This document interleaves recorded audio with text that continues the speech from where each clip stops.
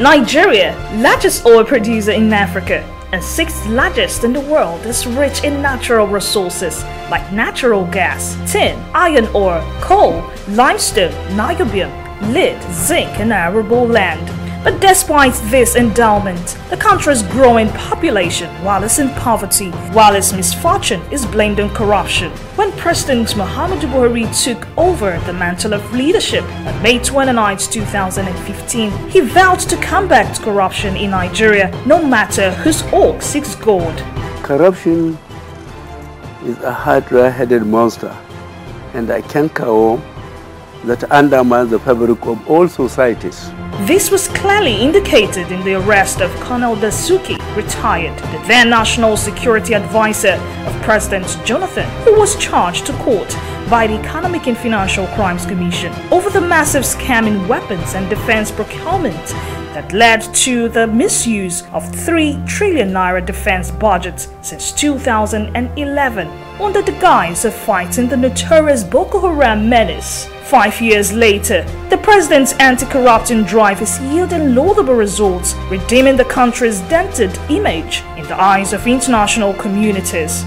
Corruption is the greatest obstacle preventing Nigeria from achieving its enormous potential. It drains billions of dollars each year from the country's economy, stifles development, and weakens the social contract between the government and its people. President Muhammadu Buhari as a person has begun a fight. At least if you are going to a journey, you need to start. At least the man has taken a giant step.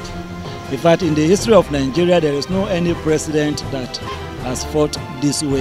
In 2012, Nigeria was estimated to have lost over $400 billion to corruption since independence in 1960, indicating that both past military regimes and civil administrations are culprits of corruption. An assumption of power, President Muhammadu Buhari declared anti-graft war against all forms of corruption in Nigeria, which has remained top priority for his government.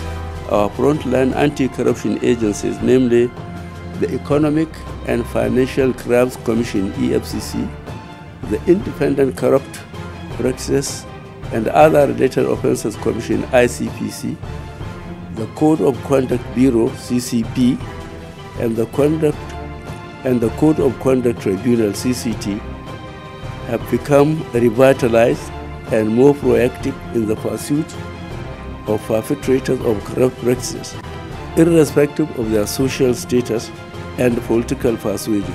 His administration has worked more closely with the US, the UK, and various Middle Eastern countries to seize and repatriate assets from public officials that are suspected to have been purchased with illicit funds. Nigeria's leading anti-corruption agency, the Economic and Financial Crimes Commission, has also become more active.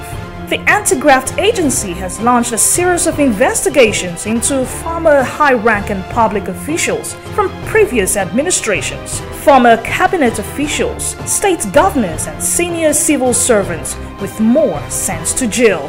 He set in motion the Treasury Single Account to regulate the level of accountability and transparency in the financial resources of the government.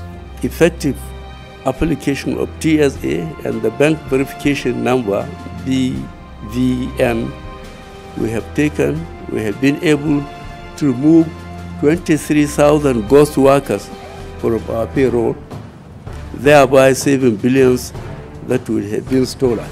Buhari has made it difficult for corrupt officials to perpetrate their acts of corruption.